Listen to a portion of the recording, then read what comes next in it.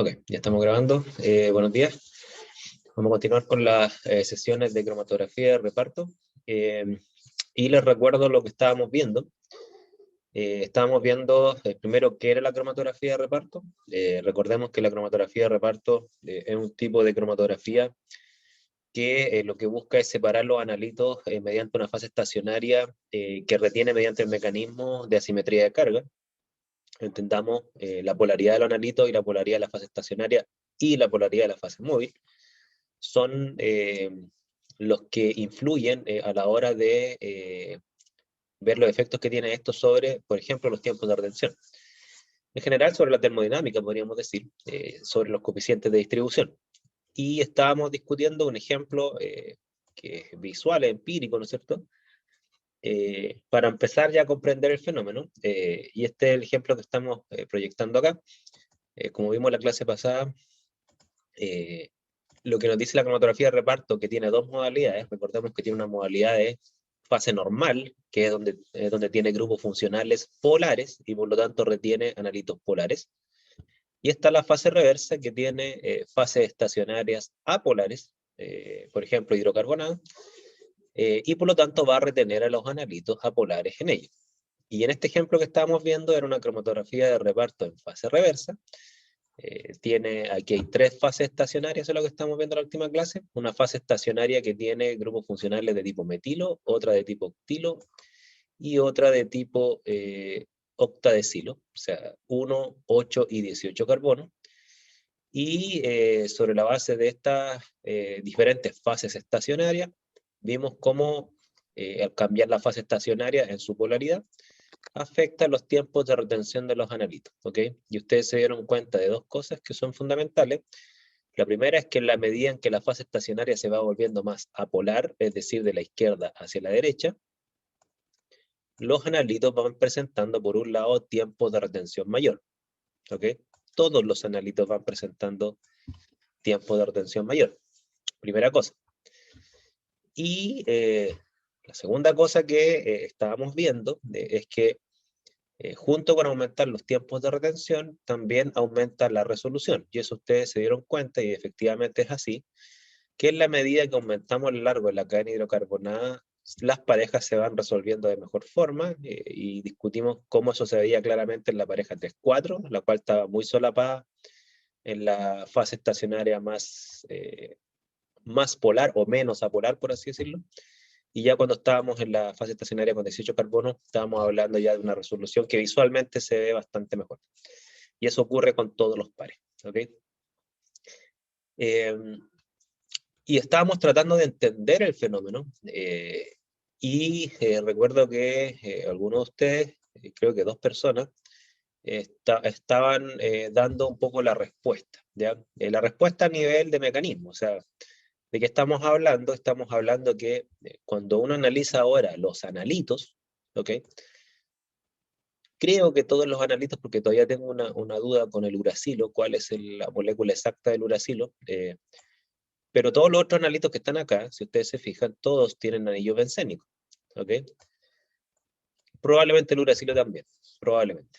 Entonces, todos los analitos son apolares, unos más que otros, ¿no es cierto? Y lo que uno podía darse cuenta es que son dos cosas. El hecho que los analitos no eluyan en el tiempo muerto, que aquí al menos en los primeros dos cromatogramas se observa dónde está el tiempo muerto, esta primera señal no identificada. El hecho que los analitos no eluyan en el tiempo muerto quiere decir que los analitos presentan cierto grado de afinidad por la fase estacionaria, llámese coeficiente de distribución distinto a cero, y en la medida en que la fase estacionaria se vuelve más apolar, los coeficientes de distribución van aumentando, ¿ok? Eso es lo que uno podría interpretar visualmente. Y también ustedes se dieron cuenta que el orden de elusión de los analitos no es casualidad. Los analitos más apolares, como el tolueno, por ejemplo, eluyen en último lugar respecto a analitos más polares, como el fenol, donde ustedes saben que la única diferencia entre el fenol y el tolueno es un grupo funcional, uno es un OH y uno es un metilo, pero esa diferencia, como también ustedes lo sabrán por los cursos de química orgánica, es bastante grande a nivel de polaridad. O sea, el grupo OH es muy polar, en cambio el grupo metilo no. Entonces, esa diferencia hace que los tiempos de retención cambien tanto entre la pareja 2 y 6 y encontramos también, obviamente, grupos funcionales también con cierto grado de polaridad en la especie 3 y 4 y 5, ¿ok? O sea, el orden de elusión sigue una lógica de polaridad. Mientras más apolar es, mayor tiempo de retención en esta cromatografía de reparto. Esta cromatografía de reparto, le repito, es cromatografía de reparto en fase reversa. La fase estacionaria es apolar. Y hasta ahí habíamos quedado para comprender el orden de elusión y nos quedaba ahora comprender por qué aumenta la resolución este proceso. ¿Ya? ¿Por qué aumenta la resolución en la medida en que la fase estacionaria se vuelve más apolar? Hasta ahí habíamos quedado en la última sesión. No sé si tienen alguna duda, alguna consulta antes de avanzar. Por favor, esto es muy importante, avanzar a pie firme y no es simple. Así que si tienen dudas, por favor, plantéenlas para reforzar esto lo más que se pueda. Dudas, consultas, comentarios.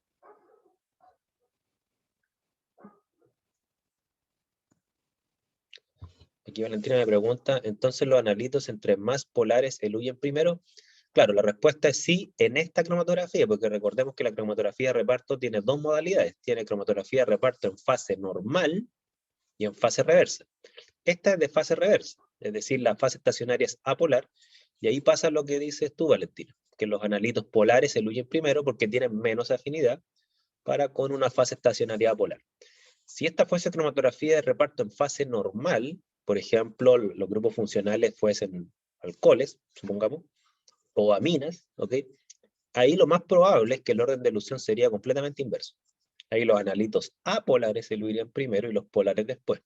Por eso hablamos de dos modalidades de cromatografía de reparto.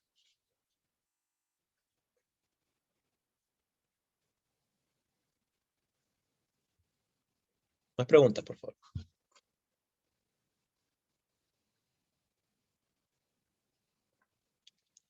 Entonces, fíjense que estamos viendo la influencia que tiene la fase estacionaria sobre el tiempo de retención, número uno, y luego también acabamos de ver la influencia que tiene la asimetría de carga del analito para con su propio tiempo de retención. ¿Okay?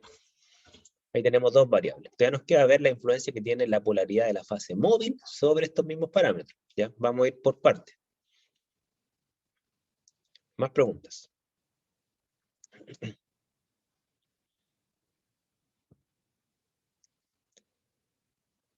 Vamos a llegar al tema de la resolución. Tenemos que ver un par de cosas antes, pero es importante que ustedes se queden con la pregunta. Decir, bueno, visualmente aumenta la resolución, pero ahora, ¿cómo podemos conectar teóricamente este fenómeno que se vea directamente en un cromatograma? O sea, ¿cómo podemos explicar que en la medida en que la fase estacionaria para este tipo de cromatografía se vuelve más apolar, necesariamente la resolución mejora? ¿Cómo podemos explicar eso?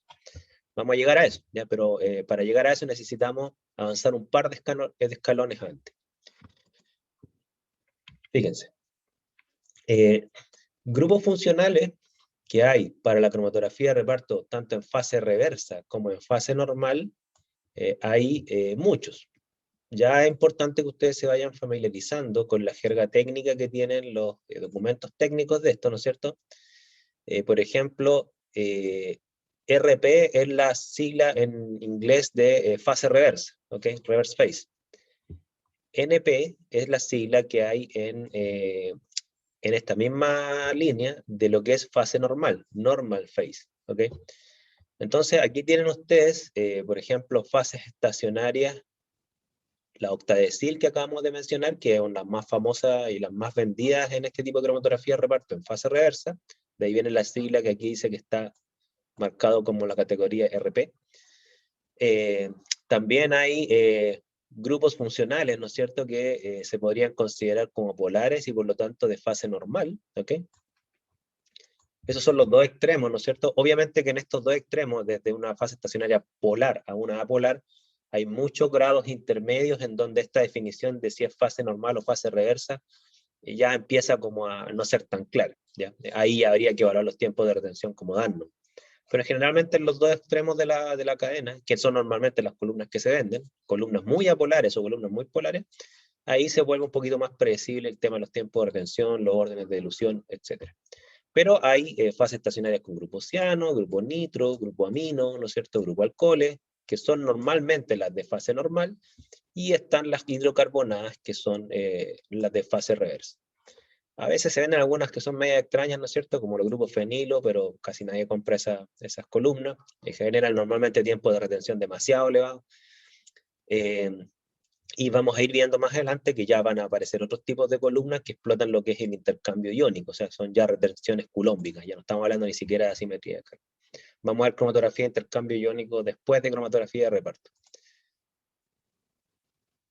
Ahora, es muy importante que estas diferencias, ¿no es cierto?, uno ya podría empezar, en base a las discusiones que acabamos de tener, uno ya podría empezar a hacer ciertas predicciones respecto de, por ejemplo, el tiempo de retención, como ustedes vieron, pero aquí voy a introducir una cosa un poquito más concreta que tiene que ver con la ecuación de Purnell, de hecho, y quizás los que ya están estudiando más o menos al día podrán intuir de forma anticipada la conexión que hay entre polaridad y resolución.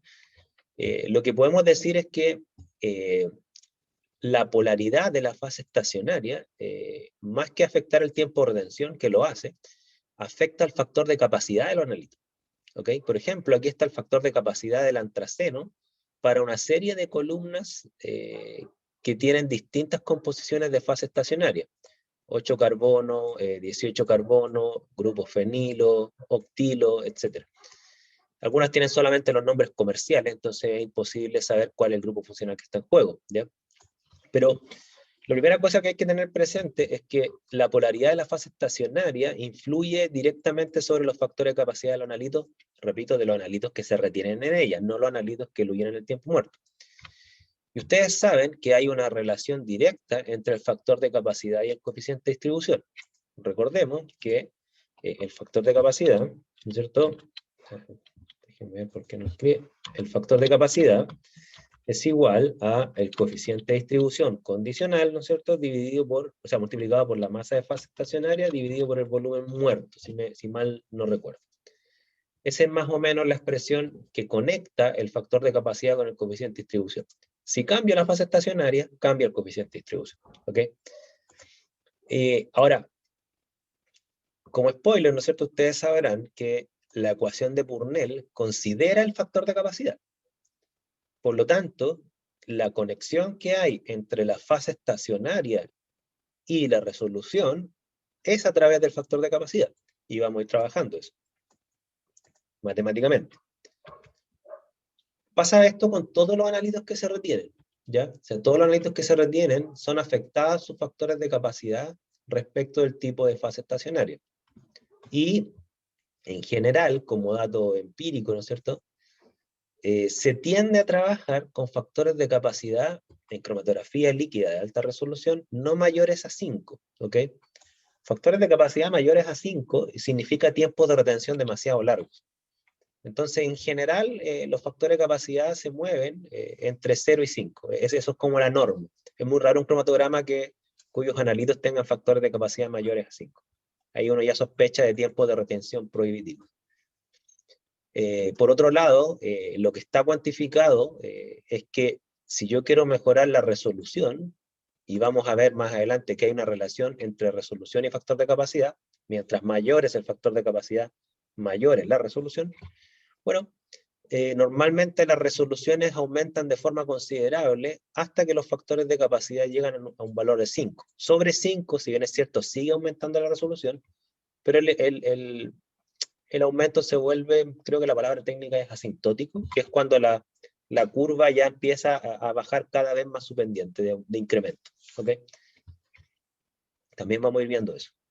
Por ahora le estoy adelantando algunas cosas que después las vamos a trabajar matemáticamente. Bueno, aquí tenemos varios analitos, ¿no es cierto?, que sus factores de capacidad son afectados por la fase estacionaria. Pero si ustedes ven la diversidad de analitos que se pueden retener aquí es enorme. Ácidos carboxílicos, aminas, ¿no es cierto? Entonces, fíjense que antiguamente, este es un gráfico que tiene una validez meramente histórica, no le vayan a encontrar mayor utilidad que esta, ¿ya? Este es un gráfico en francés, pero por lo menos las palabras se parecen bastante al español. Lo que muestra este gráfico es que existe una relación más o menos lineal entre el logaritmo de los factores de capacidad de un analito, ¿ok? Respecto de la longitud de la cadena hidrocarbonada que se utiliza en la fase estacionaria, ¿ok? Sigue más o menos una tendencia lineal. Mientras mayor es la cadena hidrocarbonada de la fase estacionaria, aumentan los factores de capacidad del analito, ¿ok? Y esa relación tiende a ser lineal logarítmicamente hablando, ¿ok? De hecho, antiguamente se estimaba más o menos la polaridad de un analito, como también a veces hasta la masa molar de un analito, con estas relaciones, porque fíjense que además de que aumenta el factor de capacidad en función de la longitud de la cadena hidrocarbonada, de la fase estacionaria, ¿no es cierto? Si nosotros vamos comparando los analitos, pireno, antraceno, fenantreno, naftaleno y benceno, que la diferencia entre uno y otro es el número de anillos aromáticos, ¿ok? Hacia arriba se incrementa el número de anillos aromáticos, es decir, se vuelve masa polar. Antiguamente, lo que se hacía con esto, ¿no es cierto?, es que uno podía más o menos, si tenía un analito desconocido y se ubicaba su factor de capacidad acá, en una cadena hidrocarbonada de 15, por ejemplo, se podía estimar más o menos el número de carbono que tenía el analito, ¿ya? Eso se hacía antes de que existieran las técnicas de espectrometría de masa, las de infrarrojo, ¿no es cierto? Eran formas medias primitivas de determinar la estructura molecular de un analito. Hoy en día eso no se hace así, pero sí, al menos esta tendencia es súper ilustrativa de el efecto que tiene tanto la polaridad del analito como la polaridad de la fase estacionaria sobre los factores de capacidad de estos analitos, ¿ok? O sea, detrás de esto, la gente que trabajaba en cromatografía intuía que habían ciertas leyes de la química que gobernaban estas tendencias que no eran arbitrarias, ¿ya? Y que tenía que ver con las polaridades. Le estoy contando como una historia antes de mostrarle la expresión final, digamos, que han trabajado algunos científicos para establecer estas conexiones. Bueno, entonces ahí empezaron la gente que trabaja, digamos, en cromatografía, viendo estos resultados, ¿no es cierto?, que habían tendencias de tiempo de retención en función de la cadena hidrocarbonada, tanto de la fase estacionaria como de la polaridad del analito, trataron de entender esto y como nosotros vimos en la clase pasada, propusieron varios mecanismos. Y el mecanismo como más aceptado hoy en día, a pesar que hasta donde yo sé no hay tanta evidencia de esto, es que finalmente lo que ocurre es algo más o menos que lo que está mostrando la figura de acá abajo. Es decir, tenemos la fase estacionaria que estaría representada por esto, ¿ok? Aquí estaría la partícula de sílice, que no es la que interactúa con el analito, es solamente la que le da el soporte sólido a la fase estacionaria. Aquí estarían las cadenas hidrocarbonadas, por ejemplo, en una cromatografía de reparto. Esa cadena hidrocarbonada es la que se expone, aquí no aparece esto, pero lo voy a escribir acá.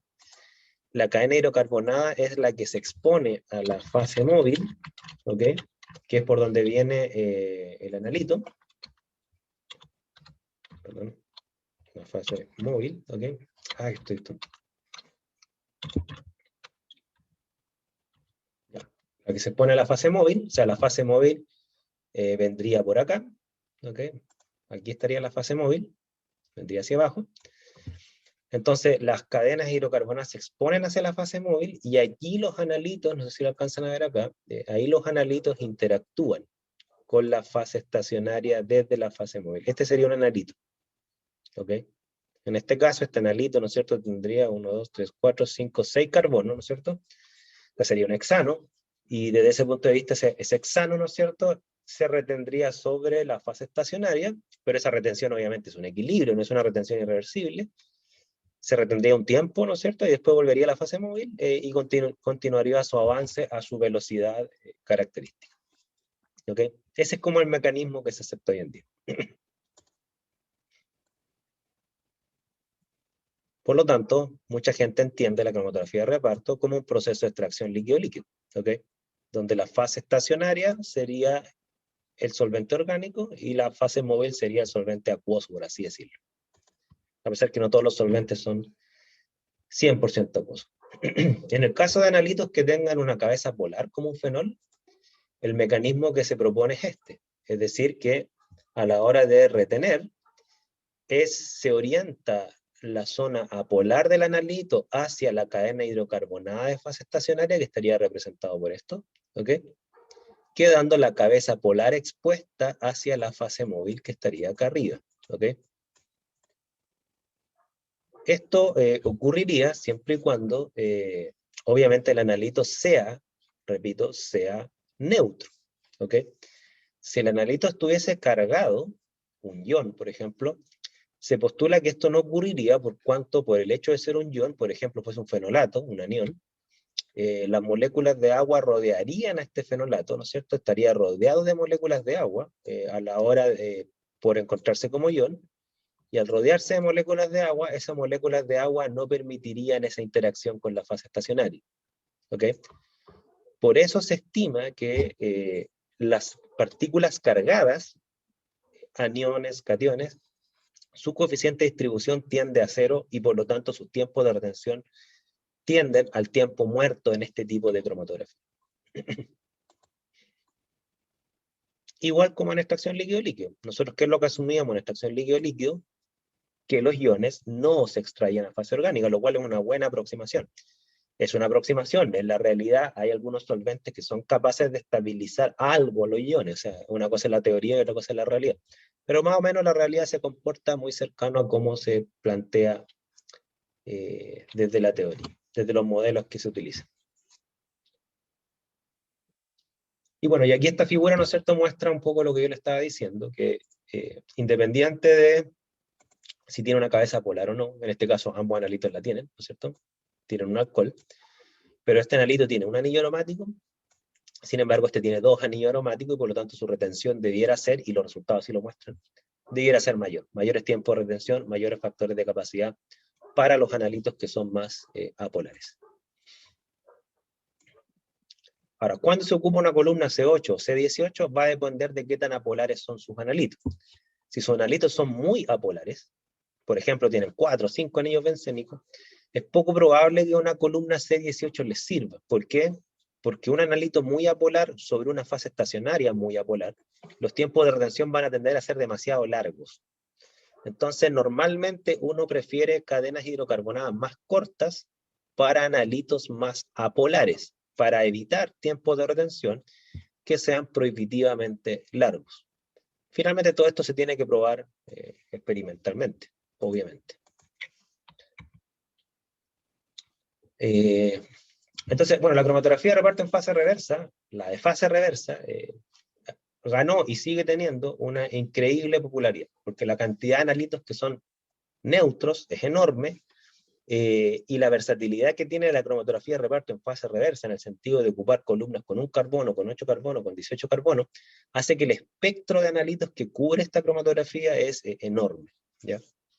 Algunos dicen que fácilmente este tipo de cromatografía, en el marco de la cromatografía líquida, ocupa más de la mitad del mercado. Esta cromatografía sola, ¿ya? Es por lejos la más popular.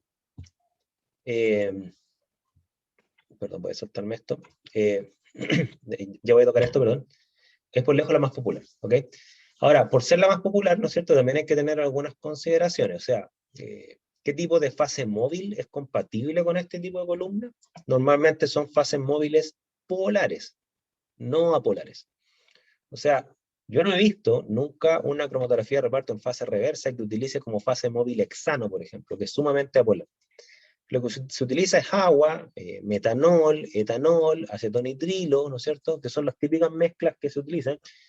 Todos estos solventes son de alta polaridad, de hecho son todos miscibles en agua, ¿ok?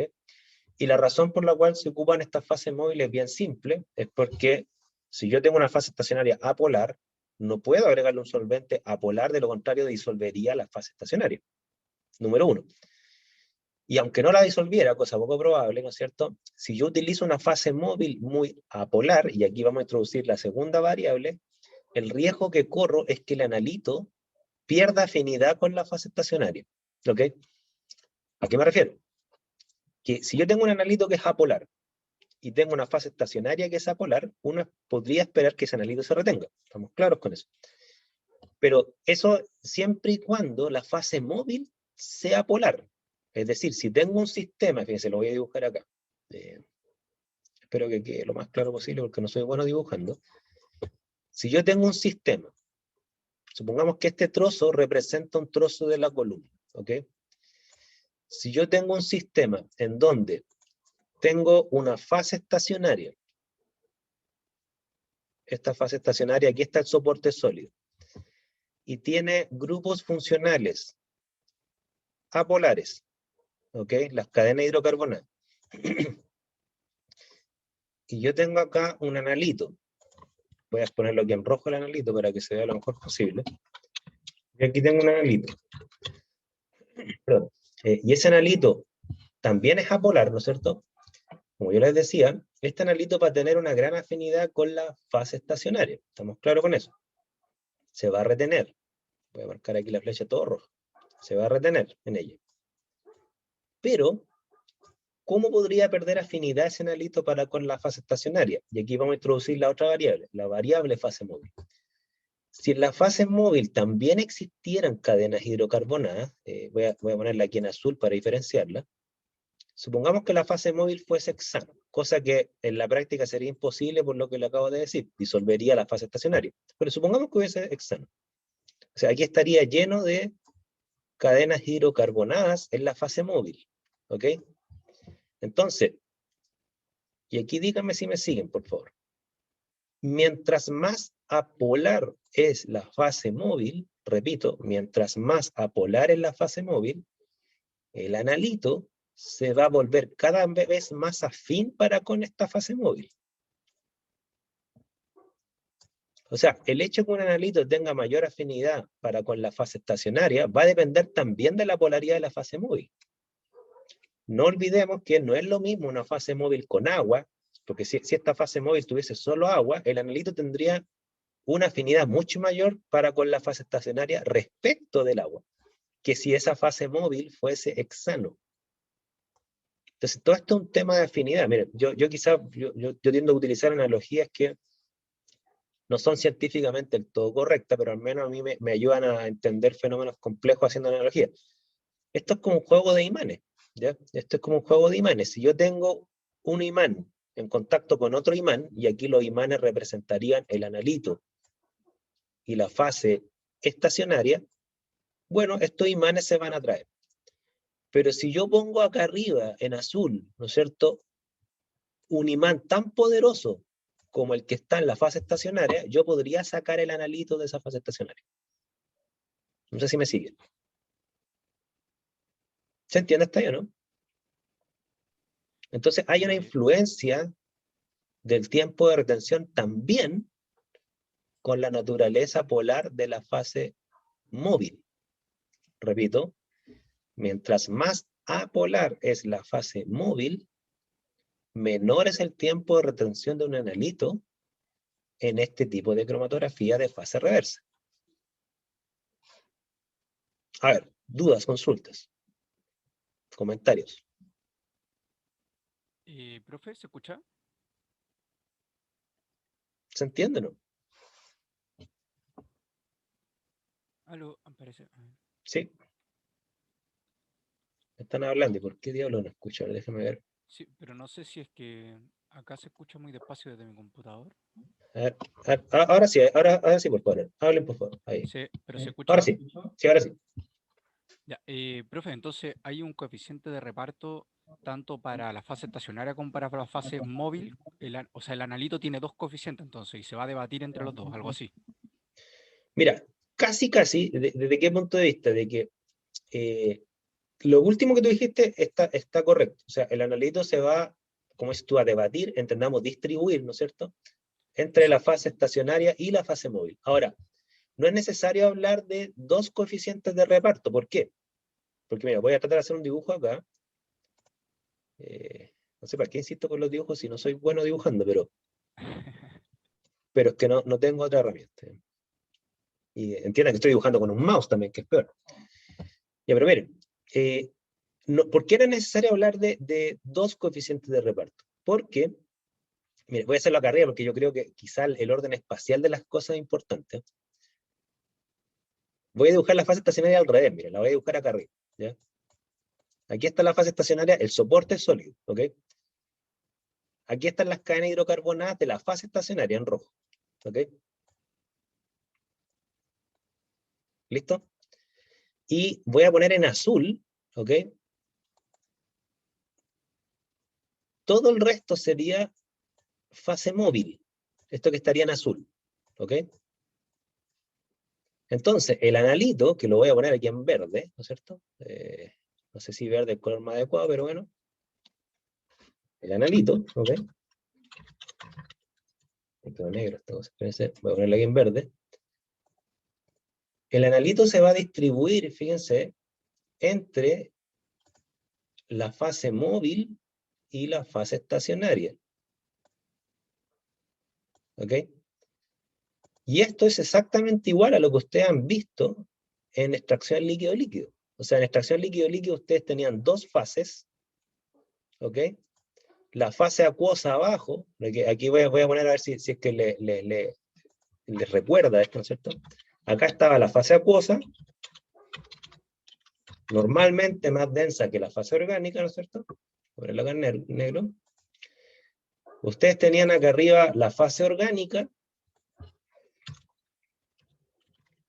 y respondiendo a lo que acaban de plantear, ahí había un solo coeficiente de reparto, era el reparto del analito entre la fase orgánica y la fase acuosa. Porque recuerden que la definición del coeficiente de reparto o coeficiente de distribución, ¿no es cierto?, era la concentración del analito en la fase orgánica dividido por la concentración del analito en la fase acuosa. Entonces, se fijan que es un coeficiente de distribución, porque son dos fases. El coeficiente de distribución se refiere a las dos fases, a la orgánica y la acuosa. Siempre el coeficiente de distribución es la relación de concentraciones del analito en ambas fases. Por eso no es necesario hablar de dos coeficientes de reparto. Aquí, en cromatografía, la fase orgánica, ¿no es cierto?, sería análogo a la fase estacionaria. Y la fase acuosa sería análogo a la fase móvil. No sé si me explico. Súper bien, profe. Entiendo hasta ahí. Lo que eso sí veo como un poquito de problema es que siempre teníamos un remanente, o sea, una porción que no iba a salir de la fase orgánica o acuosa como se quisiera ver el líquido líquido. Entonces aquí pasaría lo mismo, o sea, siempre vamos a tener una porción retenida en la fase estacionaria. Sí, pero ya, en realidad yo reconozco que esto es medio complejo de imaginarlo, pero creo que te podría ayudar a imaginar esto de la siguiente forma. La única diferencia, y la más importante de hecho, que hay entre la cromatografía líquida y la extracción líquido-líquido, respecto a lo que tú dices, que tú tienes razón, siempre te va a quedar un remanente en extracción líquido-líquido, en fase orgánica, y ese remanente implica que tú siempre vas a tener algo de analito en ambas fases. Hasta ahí tú tienes razón, ¿no es cierto? Pero recuerda que hay una diferencia entre la cromatografía y la extracción líquido-líquido, y es que la extracción líquido-líquido es un fenómeno estático y la cromatografía es un fenómeno dinámico. De hecho, la palabra correcta es hidrodinámico. ¿Qué significa esto? Porque esta flecha es tan chica, déjame hacer una flecha un poco más grande.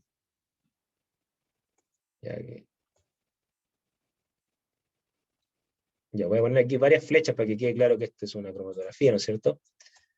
Recuerden que en cromatografía tú no tienes una fase acuosa o estática, tienes una fase acuosa móvil, ¿ok?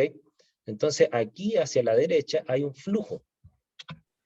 Ah, ok, entonces eso va como arrastrando y Exactamente, empujando entonces, todo, por lo tanto no va a claro, quedar claro, nada. entonces, ¿cuál es el efecto de que tú siempre tengas un remanente en la fase estacionaria? No que se queda pegado el analito igual avanza, Claro, comprendo. pero no avanza simétricamente. Entonces, ¿qué significa esto? Y de ahí viene la forma de los picos cromatográficos. O sea, en cromatografía lo que tú tienes, por lo tanto, es lo siguiente. Y ahí creo que ahí te voy a responder, creo. ¿Ya? Es que un pico cromatográfico, ¿no es cierto?, tendría una forma así. ¿Ok? Entonces, cuando tú dices que siempre queda una fracción remanente, estas son las fracciones que van quedando remanentes y que se arrastran después. Claro, las ¿Ok? que llegan primero, como veíamos antes, que eran los canales, por lo tanto van a llegar más rápido que la otra. Claro, hay otra fracción que se queda remanente con la fase acuosa y va a avanzar primero, pero lo que sí, y ahí estaría el extremo derecho de la curva. Lo que sí Exacto, es sí. cierto es que en promedio la mayoría avanza en torno a un promedio. Por eso es gaussiano. Entonces, los remanentes que van quedando te generan una distribución gaussiana. Ahí está el efecto de los remanentes. Entonces, remanente no significa retención irreversible. Remanente en un proceso hidrodinámico significa que la velocidad lineal no es igual para todos. Eso significa que sea remanente. Porque acuérdate también que esto es un fenómeno molar, o sea, que una partícula de analito se retenga en un tiempo determinado no quiere decir que siempre va a estar retenida. En algún momento va a eludir y se va a retener otra. ¿Ok? Entonces este es un proceso hidrodinámico. Ahí está la diferencia y ahí está el efecto de esa remanencia. ¿Ya? De hecho, en teoría, la teoría te dice esto. En teoría, esta fracción remanente, que sería la que queda más retenida en un pico cromatográfico, en teoría, esta se extiende hasta el infinito. ¿Ya?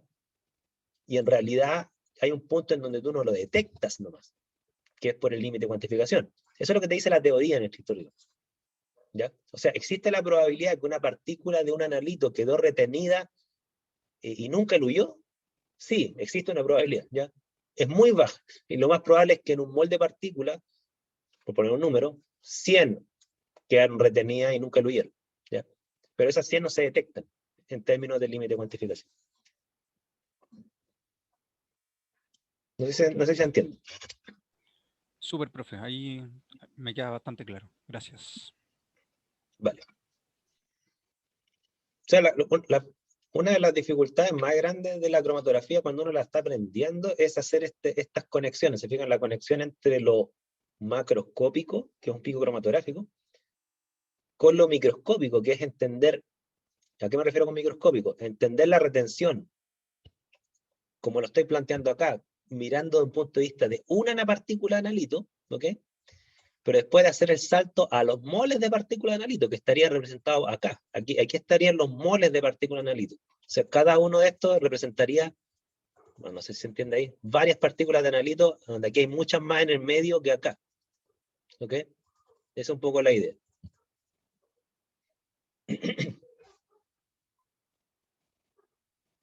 Aquí Liliana me pregunta que, teniendo una fase reversa, mientras más apolar la fase móvil, los tiempos de retención aumentan.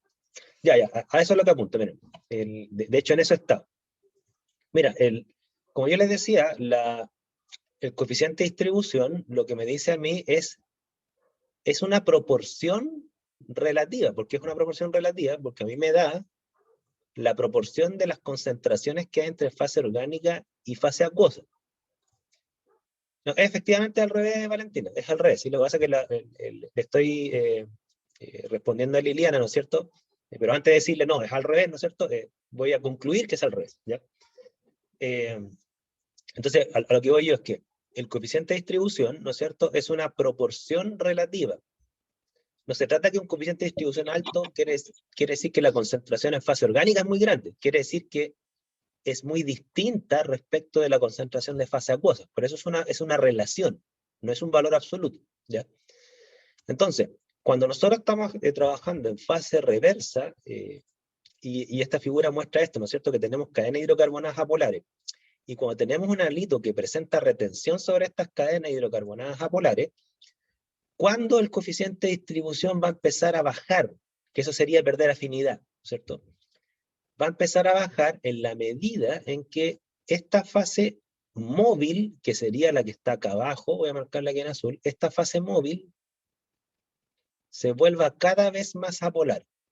Es decir, si mi halito es apolar, repito, se va a retener sobre una fase estacionaria polar. Pero si la fase móvil pasamos de agua y lo cambiamos, por ejemplo, a metanol, ¿ok? ¿Qué quiere decir? Que esta fase móvil que está acá, pasamos de una fase móvil muy polar, agua, a una fase móvil que ya tiene cierto grado de apolaridad, como por ejemplo metanol, ¿no es cierto? Y en ese caso lo que uno debiera esperar, qué horrible el metanol acá, y en ese caso lo que uno debiera esperar es que mientras más apolar es la fase móvil, el analito va a empezar a disolverse cada vez más en ella. Miren, yo siempre hago la siguiente analogía, disculpe que yo soy como fanático de la analogía, entonces les pongo un caso que yo estoy seguro que ustedes han vivido. Miren, voy a hacer otra pizarra. Miren. Y yo creo que con esto puede que me entiendan incluso mejor que esto. Ya, olvídense de las cromatografías. Miren. Voy a cerrar acá. Voy a tirar otra pizarra y voy a apelar a un fenómeno que usted... Ay, ¿por qué no se borra esto? Ahora voy a borrarlo así. Ya. Voy a apelar a otro fenómeno que usted estoy seguro que han conocido. ¿Ya? Supongan que ustedes, ¿no es cierto?, están haciendo una clase, pero una clase a la antigüita, o sea, no con PowerPoint, sino que con pizarrón y plumón. ¿Ya? Entonces, ustedes tienen aquí una pizarra. Ahí está la pizarra, ¿no es cierto? Y ustedes agarran un plumón, ¿no es cierto? Y empiezan a hacer lo siguiente. Empiezan a escribir. Y van escribiendo, escribiendo, escribiendo. Se le acabó la pizarra, ¿no es cierto? Y ustedes van al borrador, ¿ok? Voy a dibujar aquí un borrador, ¿ok? Ustedes van al borrador, este borrador que está acá. Entonces, ustedes toman el borrador, empiezan a intentar borrar y no borran, ¿ya? Y ustedes se acaban de dar cuenta que el plumón es permanente. No es de pizarra, ¿no es cierto? ¿Cómo borran esas líneas?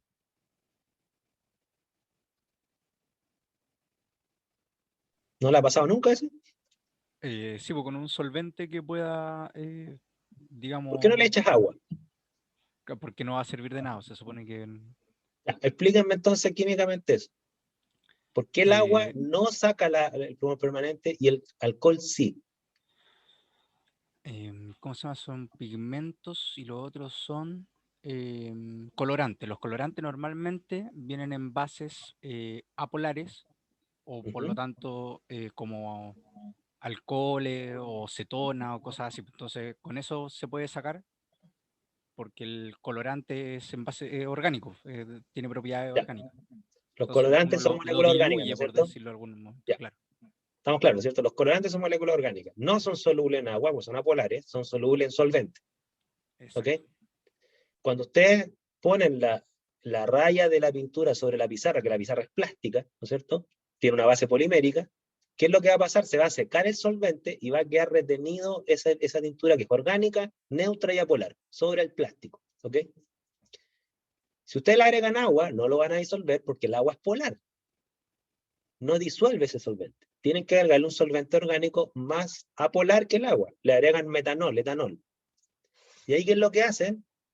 Disuelven, que es lo mismo que decir eluyen, ¿no es cierto? Los solventes que están retenidos en la pizarra, ¿no es cierto? En el caso de una fase móvil hace exactamente lo mismo. O sea, cuando ustedes inyectan un analito apolar y queda retenido sobre una fase estacionaria, es literalmente hacerle una mancha al sólido. Es eso. Y si ustedes quieren sacarle la mancha a un sólido, ¿qué tienen que hacer? Y esa mancha son pigmentos orgánicos apolares, ¿no es cierto? Y el sólido es apolar, como un plástico, como una pizarra, ¿no es cierto? Pues bien, ¿qué tienen que hacer? Agregarle un solvente, con agua no les va a diluir. Y el principio es el mismo, o sea, yo necesito, que el principio cuando uno le enseñan en química general, lo semejante disuelve lo semejante, ¿no? O sea, típico cuando uno le enseñan esa cuestión, que es cierta, ¿no es cierto? ¿Y a qué se refieren con semejante? Que sustancia apolar se disuelve con solvente apolar. En términos de lo que estamos hablando ahora, ¿no es cierto? Significa que si yo, y aquí ya me voy a poner fome, pero tengo que utilizar este término, ¿no es cierto? Si yo tengo un coeficiente de distribución de un analito apolar, ¿ok? Pero ese coeficiente de distribución es entre, voy a poner, entre una C18, una fase estacionaria C18, con una fase móvil de agua, ¿no es cierto? Supongamos que ese coeficiente de distribución vale 1000, que quiere decir que el analito tiene, tiene una retención muy grande para con la fase C18. Si yo cambiara el solvente, solo el solvente, o sea, dejo todo el resto igual, el mismo analito, la misma fase estacionaria C18, todo igual, pero solo cambio la fase móvil, ¿no es cierto? El solvente, por así decirlo. ¿Qué es lo que yo debiera esperar? Que ese coeficiente de distribución de mi analito apolar entre C18, pero en vez de agua, metanol, supongamos, yo obviamente no les puedo decir cuánto vale, lo que sí les puedo decir es que vale mucho menos que 1000. Debiera valer, por poner un valor, 200. ¿Ya? O sea, si yo voy incrementando la apolaridad de la fase móvil, que en este caso pasamos de agua a metanol o etanol, los coeficientes de distribución van a ir bajando. No porque la polaridad del analito cambie, no porque la polaridad de la fase estacionaria cambie, es porque la polaridad de la fase móvil cambie. ¿Por qué? Porque el metanol disuelve más un analito apolar que el agua. Y la velocidad de avance de un analito va a depender de la capacidad de disolución del solvente para con el analito. No sé si me entienden.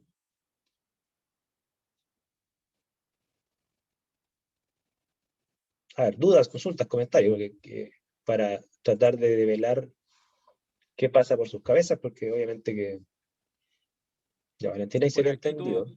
todo claro, profe. De hecho, con eso del que acaba de escribir ahí, es muy, muy gráfico.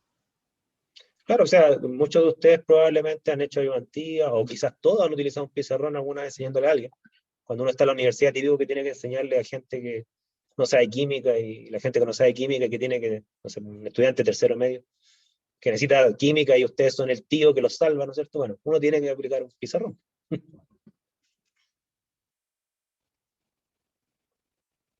Hay que reconocer que los que sabemos química, algo de química, somos una rareza social, ¿no es cierto?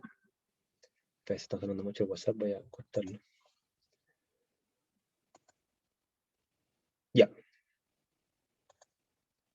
Bueno, si me dicen que entienden, me quedo tranquilo. ¿Quieres? Estamos bien. Y disminuye el tiempo. Exactamente, Liliana. ¿Te fijas? Entonces, la analogía es válida con estas salvaguardas. O sea, si yo aumento la polaridad del solvente, disuelvo más la molécula orgánica que está en contacto con el sólido, análogo a un pizarrón. O sea, si yo aquí, ya, esto lo voy a decir en medio ridículo, pero para que me sigan un poco la analogía, si yo aquí agregara un balde de agua, acá, ¿no es cierto? Esta cuestión de pintura está, que proviene de un plumón permanente, ¿no es cierto? No va a salir de ahí. O sea, literalmente el agua no va a hacer diluir el pigmento. ¿Ok? Sin embargo, si hago lo mismo, ¿no es cierto? Exactamente lo mismo, pero le tiro un balde de metanol, ni siquiera lo utilizo con un borrador, si ni siquiera aplico fuerza física para sacarlo de ahí, y le tiro un balde de metanol, así por poner aquí en rojo, claro, ahí sí yo debiera esperar, ¿no es cierto?, que al tirar un balde de metanol empiecen a borrarse las líneas, ¿ya? O sea, literalmente lo hago eluir. Y lo que uno debiera esperar ver acá, ¿no es cierto?, son literalmente gotas negras, ¿no es cierto?, gotas negras saliendo del pizarrón, que es el analito disuelto. ¿En qué? En la fase móvil. Aquí Nayel dice, en conclusión, al aumentar la fase móvil apolar, disminuye el coeficiente de distribución, disminuye el tiempo de retención del analito, se disuelve con mayor facilidad. Exactamente, no lo pudiste decir mejor, Nayel. Exactamente eso. Ahí tú hiciste la conexión entre polaridad de la fase móvil, coeficiente de distribución del analito y tiempo de retención. La única parte que nos falta todavía, porque no lo hemos visto, ¿no es cierto?, es y cómo eso culmina afectando a la resolución. Esa es la última parte de la historia que tenemos que llegar. Aquí Guillermo dice, pero también me esperaría un ensanchamiento de la señal si utilizo una fase móvil más polar, ¿verdad? Más apolar. Mira, los ensanchamientos, Guillermo, de acuerdo a las teorías que estamos trabajando, ¿ya? Hay otras teorías que son más sofisticadas que van a decir lo contrario de lo que voy a decir ahora. En base a las dos teorías que hemos visto, lo que es ensanchamiento de una señal se debe exclusivamente a fenómenos hidrodinámicos. ¿A qué me estoy refiriendo? Me refiero a la teoría cinética de ilusión. O sea, la teoría cinética de ilusión explica el ensanchamiento de una señal, porque recordemos que el ensanchamiento de la señal, en base a las teorías que hemos visto, voy aquí a hacer un dibujo, ¿no es cierto?, para que recordemos esto. Aquí tenemos una señal, ¿no es cierto?, un pico cromatográfico, ¿ok? Este pico cromatográfico tiene un ancho. ¿Cuáles son las cifras de mérito cromatográficas que están relacionadas con la dispersión de las partículas? ¿Ok? Esas cifras de mérito son dos. Y eso es solamente la teoría cinética de ilusión. Es, por un lado, H, ¿ok? Y como consecuencia de la variación de H, N. Entonces, mientras mayor o menor es la altura del plato teórico equivalente, mayor o menor, en esa misma proporción, es el ensanchamiento de la señal. Y lo que hemos visto hasta ahora es que H, tanto H y como consecuencia N, ambos son parámetros físico-cinéticos, no termodinámicos. ¿Ok? Entonces, en base a las teorías que hemos visto, la polaridad de la fase móvil, más o menos polar, por ser una variable termodinámica y no cinética, ¿ok?, no debiera afectar el ensanchamiento de la señal. Ahora, lo que te estoy diciendo es falso, ¿ya? Disculpe. ¿Por qué es falso? Porque en la realidad sí ocurre un efecto sobre el ensanchamiento, ¿ya? Pero como estas teorías son teorías aproximadas, que hay cosas que omiten, ¿no es cierto? Si esas teorías fuesen ciertas, que no son del todo ciertas, ¿no es cierto? Son, no sé, un 90% ciertas por poner un valor, la respuesta desde la teoría es no, Guillermo, no afecta el ensanchamiento de la señal, la polaridad de la fase móvil.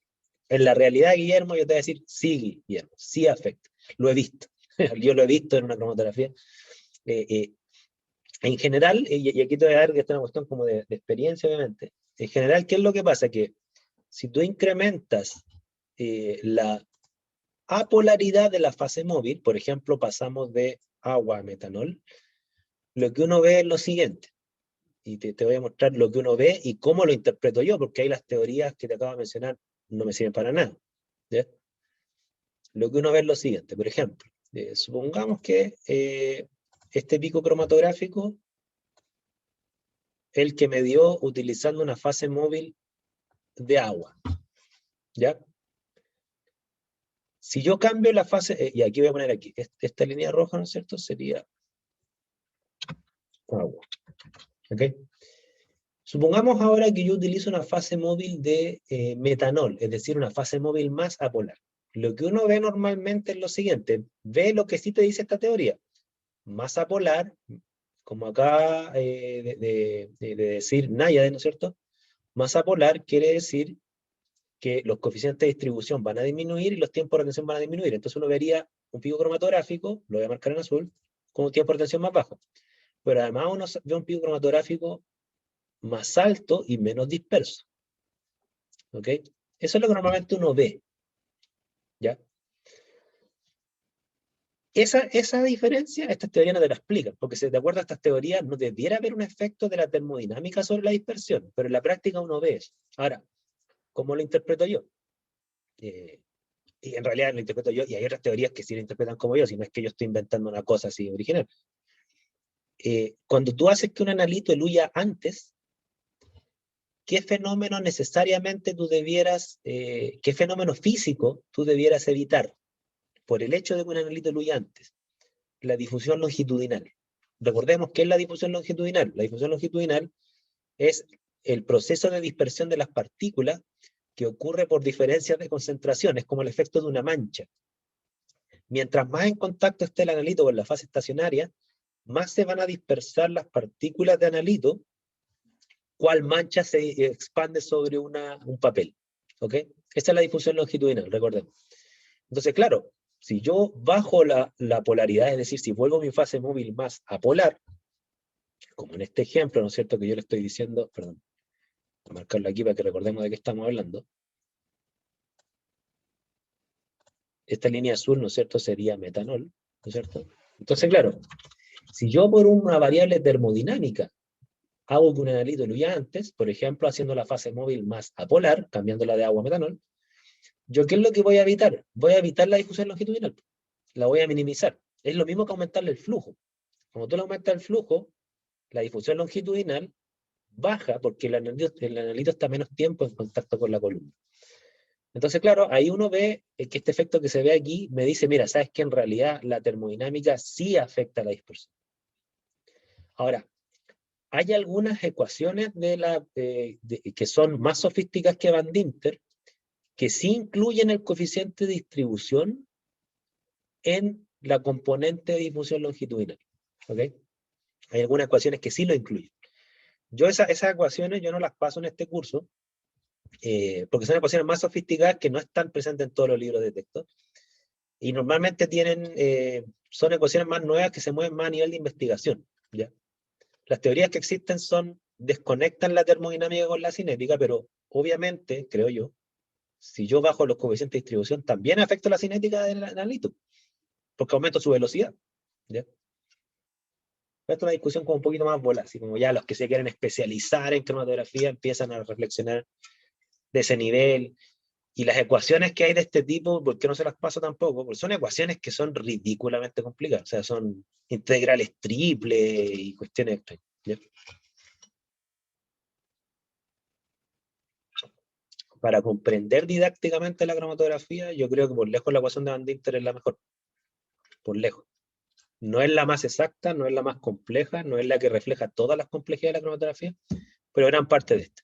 Y además las fichas técnicas de los vendedores de columnas, todas asumen el modelo Van Dinter, que es incompleto, ¿ya? Más dudas, consultas.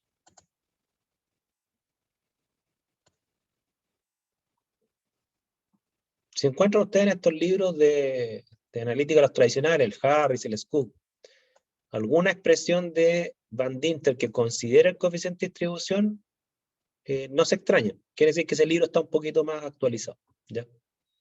Me parece que en el Harvey de Química Analítica Moderna, si mal no recuerdo, salen expresiones de Van Dinter que incluyen el coeficiente de distribución en esa ecuación. Me parece que en el Harvey. El Harvey es un libro que le tengo bastante aprecio, ¿ya? Es un libro mucho más corto que el Scoop y el Harris, y extrañamente que es más corto, igual es mucho más completo en varios capítulos, ¿ya? Es como que hacen mucho mejor el trabajo en menos hojas.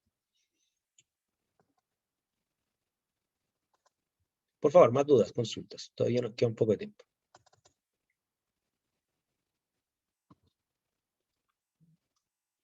Fíjense que todo lo que estamos discutiendo hasta ahora es la antesala de entender la influencia de la fase móvil sobre los factores de capacidad, ¿ya? Perdón. Entonces hay un triángulo, ¿no es cierto?, que se dibuja respecto de la capacidad donante de protones, aceptor y donante de protones que tienen los solventes, la fuerza dipolar que tienen los solventes. O sea, hay como varias formas de entender el efecto que tiene la fase móvil sobre los factores de capacidad, mirando las características ácido-base de un punto de vista de Lewis, tengo entendido, como también mirando el tema de la simetría de carga de los solventes para tratar de entender cómo estos afectan a los factores de capacidad. Hay un autor de apellido Snyder, que no conozco su historia honestamente, de hecho al principio yo lo confundía con Singer, el premio Nobel, Singer, perdón, el premio Nobel, no era él. Hay un autor de apellido Snyder que trató de formalizar esto, o sea, esto que estamos discutiendo y que ustedes ya lo están, creo yo, lo están internalizando, ¿no es cierto? Que si tengo una cromatografía de reparto en fase reversa, a mayor apolaridad, menores factores de capacidad, menor coeficiente de distribución y menor tiempo, ¿no es cierto? Bueno, uno de estos autores, Snyder, ¿no es cierto? Él matematizó esta relación, ¿ok? Y él hizo lo siguiente. Número uno, hizo una escala relativa de polaridades. ¿A qué nos referimos con una escala relativa de polaridades? Voy a marcar acá para que ustedes se fijen. Un segundo. Acá. Hizo una escala relativa de polaridades. ¿Ok?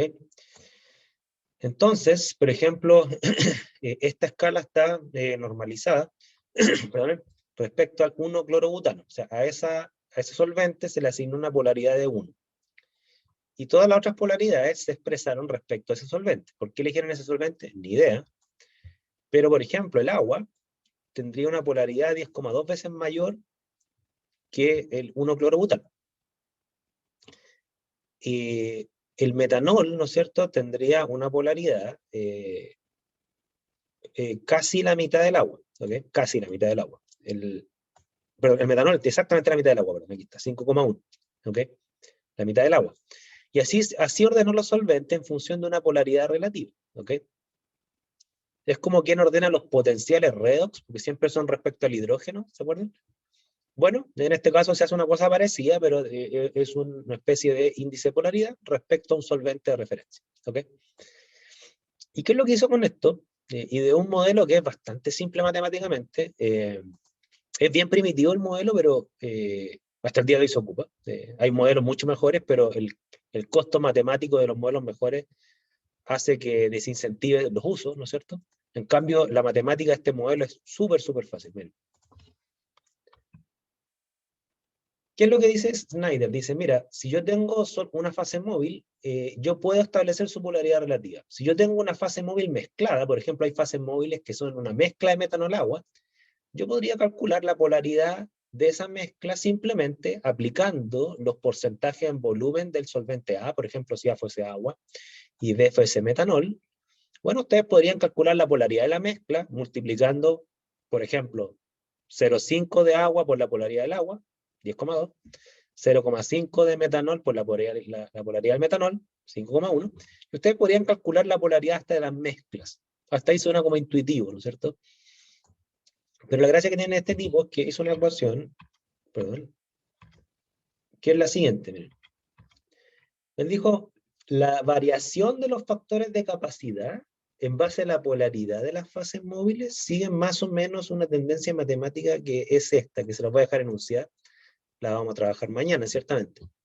Por ejemplo, en fase reversa, dijo, la matemática que rige las variaciones de los factores de capacidad, aquí entendamos 1 y 2 como condición 1 y condición 2, no analito 1 y 2, no son dos analitos distintos, es el mismo analito, pero la condición 1 sería, por ejemplo, con una fase móvil 1, por ejemplo, fase móvil 1, solo agua, ¿ok? Bueno, yo puedo tener un factor de capacidad de un analito que es el UYO con fase móvil solo agua. Si yo cambio la composición, ¿ok? De la fase móvil y cambio ahora de agua a metanol, ¿yo qué es lo que esperaría? Bueno, si lo hago con, ya, ni siquiera lo hago con una mezcla. Supongamos que cambiamos la fase móvil a metanol, ¿yo qué es lo que esperaría? Como ustedes me mencionaron. Bueno, el metanol es más apolar, el factor de capacidad debiera bajar. Pero esta expresión sirve para calcular cuánto bajaría. La polaridad 1 sería la polaridad de la fase móvil inicial, agua. ¿Ok? La polaridad 2 sería la polaridad de la fase móvil 2 que yo quiero ocupar y sobre la cual quiero predecir su factor de capacidad. Es decir, la polaridad 2 es una predicción. Si yo quisiera ocupar metanol y parto de una situación de agua, ¿yo qué es lo que les puedo decir que yo sé experimentalmente? Perdón. Aquí lo voy a marcar en azul. ¿Qué es lo que yo sé experimentalmente? Experimentalmente yo sé que tengo una fase móvil inicial de agua y yo sé cuánto me dio el factor de capacidad de mi analito en esa condición conocida. ¿Qué es lo que yo quiero predecir? Yo quiero predecir, lo voy a marcar en verde, si yo cambiara a una polaridad 2, predicción, puedo calcular cuánto sería esa polaridad 2. ¿Cuánto me daría el factor de capacidad en esta condición 2? Lo que sí sé es que tiene que bajar. ¿Cuánto? Ahí tiene la relación matemática. Ya. Este es el modelo de Snyder. ¿Ok? Me quedan 2 minutos. Y con esta expresión se pueden hacer cálculos. El modelo Snyder funciona más o menos, no funciona tan bien así, ¿para qué les voy a mentir? La gente que ha ocupado estas cuestiones, pucha, de repente les varía un 30% el tiempo de retención predicho o el factor de capacidad predicho respecto a lo que dice este modelo. Pero por lo menos tiene un valor matemático. Y el costo matemático de hacer este cálculo es nada, o sea, se puede hacer una calculadora simple. ¿Ya? Yo he visto otros modelos que son mucho más sofisticados que este. Y son tan complicados los cálculos que hay que hacerlo a través de un software. ¿Ya? Son mucho más precisos, mucho más exactos los otros modelos más sofisticados. Incluso yo una vez vi un modelo que tomaban la estructura molecular del analito y en base a la estructura molecular del analito hacían cálculos cuánticos para estimar cuánto sería el factor de capacidad en un solvente determinado. Pero esos cálculos cuánticos una persona común y corriente no los puede hacer. ¿Ya? Con una Casio FX no sé cuánto, nunca, ¿no es cierto? Entonces, bueno, la popularidad que tiene este modelo matemático no es tanto por su asertividad predictiva, es por su, ¿cómo decirlo? su eficacia matemática. ¿Ya? Se puede hacer con una calculadora común y corriente. O sea, normalmente en ciencia hay cosas que funcionan mucho mejor a nivel predictivo, pero el costo matemático no es accesible a la mayoría de la gente, y por eso esos modelos fracasan. No porque no sean buenos, es porque son muy caros matemáticamente de trabajar con ellos. Vamos a hacer cálculo entonces la próxima clase mañana. Predictivos. O sea, vamos a hacer cálculos de cómo afectan los factores de capacidad a las polaridades, y vamos a llegar al tema de la resolución si es que nos da el tiempo en la próxima clase. ¿Ya? No sé si hay alguna duda, consulta antes de cerrar. No, profe, todo bastante claro. Muchas ¿Todo bien? gracias. Súper. Bien, entonces cuídense y nos vemos mañana. Continuamos con esto. Nos vemos mañana, profe, que esté bien. Chao, chao.